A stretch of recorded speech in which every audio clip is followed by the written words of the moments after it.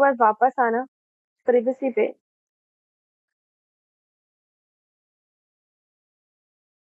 और यहाँ इस पेज को यूज दिस पे क्लिक कर देना कि प्रिवेसी पॉलिसी मुझे इस पेज के ऊपर चाहिए, इस पेज पे चाहिए या होम पेज पे चाहिए, जिस पे भी चाहिए, तो सिर्फ उसे इनेबल कर देना, वो ओके हो जाएगी। Light speed cache, it's a plugin जो आपको दिखाता है कि आपके पास कोई कैश मेमोरी तो नहीं पड़ी है, पूरी इनेबल्ड है, ऑल ऑन ऑन ऑन। तो ये क्या करेगा कि हर एक मोबाइल के ऊपर किस तरीके से वेबसाइट को दिखना चाहिए, क्या वो सही से दिख रही है या नहीं दिख रही है, सो उसकी बेसिक सेटिंग है ये। ठीक है।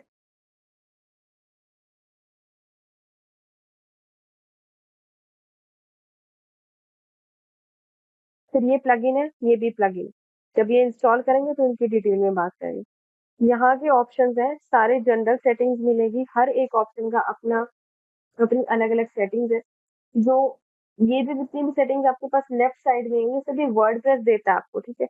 एक बार के लिए सिर्फ और सिर्फ इनको छोड़ देना, जैसे गूगल साइट किट हो गया, गटिन गिटिन किट हो गया, एलिमेंटर हो गया, एलिमेंट्स किट हो गया, डब्ल्यूपी फॉर्म हो गया, योस्टेसियो, लाइट स्पीड कैशे, ये तुम्हारे प्लगइन है। उसके अलावा लेफ्ट साइड में जो भी चीजें हैं वो तुम्हें एज इट इज मिलेगी जब तुम्हारी नई वेबसाइट बन जाएगी। मैं जब तुम्हें दे दूंगी तो सिर्फ यही ऑप्शंस मिलेंगे, जिनका मैंने नाम लिया वो नहीं मिलेंगे, वो सारे प्लगइन हैं।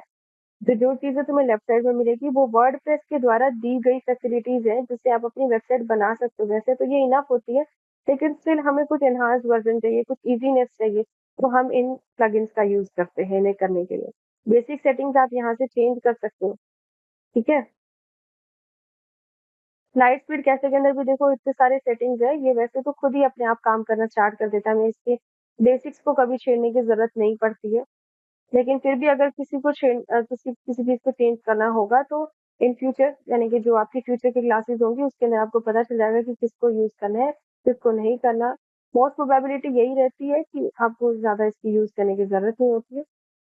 तो लाइट कैसे को आप यहाँ से इनेबल डिसेबल, कुछ चेक इन चेकआउट या फिर कुछ भी को ऑर्डर कर सकते हैं। राइट। लेफ्ट साइड सारा आपका वेबसाइट के सिलेक्शन एरिया को कवर करता है, आपके बैनर एरिया के पेज को कवर करता है, उसकी एडिटिंग को एनहांस करता है, ये काम करेगा।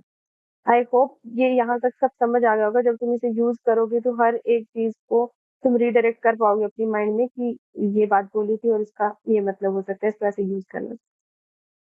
राइट।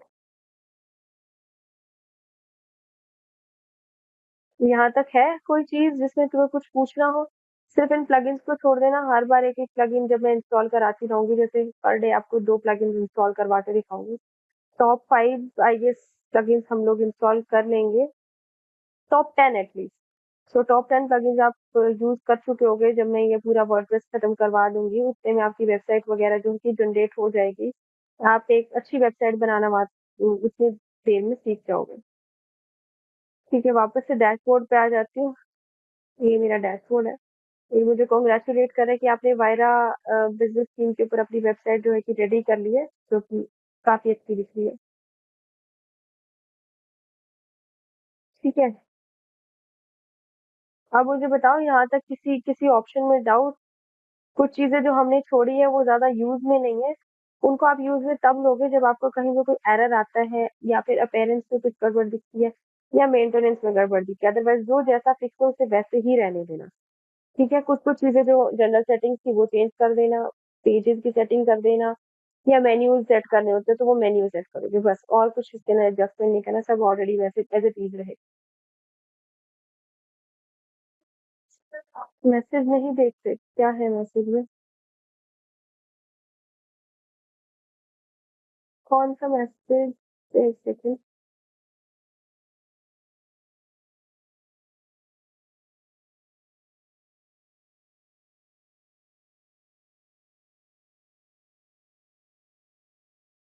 हाँ हाँ हाँ, आप कैनवा पे बना सकते हो। जो भी इसके अंदर फोटोज वगैरह है वो बना सकते हो कैनवा पे। आप वेबसाइट नहीं बना सकते, वेबसाइट का सिर्फ इंटरफेस बना सकते हो, समझो इसको। आपकी जो ये वेबसाइट है,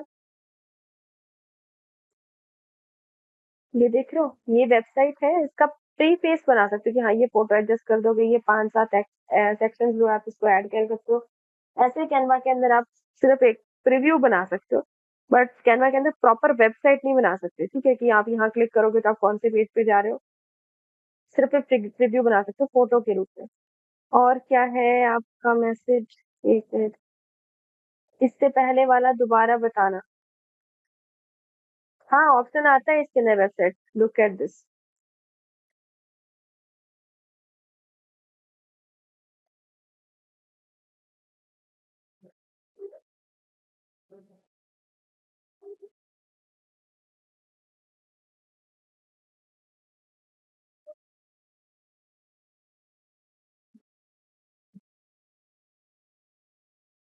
ये ऐसे क्लिक करोगे आप वेबसाइट के इंटरफेसेस बना सकते हो सिर्फ। ये देखो, मान लो ये मेरा होम पेज का फर्स्ट फोटो होगा जिसके ऊपर ये सारी चीजें लिखी होंगी।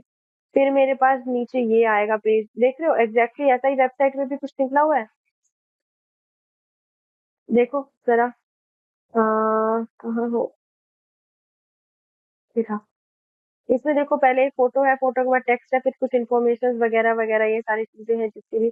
फिर एक फुटर आ रहा है एग्जैक्टली सेम। इसके अंदर भी आप ऐसा इंटरफेस तैयार करके दिखा सकते हो। मान लो यहाँ मैं अपना लोगो लगा दूं, फिर इसके अंदर ये, हाँ ये ऑप्शन है, ये वाला ऑप्शन आएगा, फिर ये ऑप्शन आएगा, फिर ये ऑप्शन आएगा, फिर ये, ऐसे देख लो ये चीज हमारा फुटर में आ गया। इसके अंदर हेडर नहीं इन्होंने इंस्टॉल करेगा, आप हेडर भी सेक्शन यूज कर सकते हो, जैसे कि इस पेज को कॉपी कर लो। ठीक है, ऊपर वाले सेक्शन को क्या करो, सारा कंट्रोल ऑल करके डिलीट कर दो। अब आपने क्या करना है, एलिमेंट यूज करना है, इसमें हेडर बनाओ। हाँ, डिजाइन हो जाती है हेडर।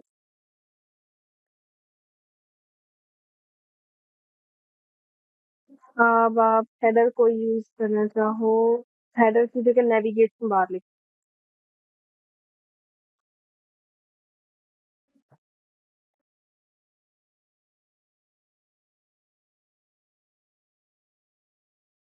उनके लिए नेविगेशन बार सिर्फ एक लोगो लोगो दिखा रहा है, नेविगेशन बार।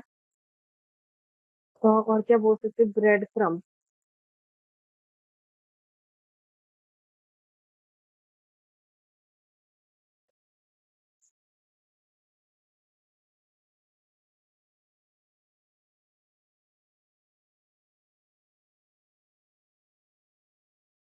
इनके पास प्री इंस्टॉल्ड नेविगेशन बार नहीं है, या फिर थोड़ा और सर्च करना पड़ेगा, कहीं ना कहीं मिल जाएगा। नेविगेशन बार समझती हो कौन सा? वो है ये, जस्ट मिनट, ये आपका नेविगेशन बार है। ये एरिया देखो, इसके अंदर ये सारे के सारे ऑप्शंस है, नेविगेट कर सकते हो जिसके अंदर आपका लोगो है, नंबर है, ये है।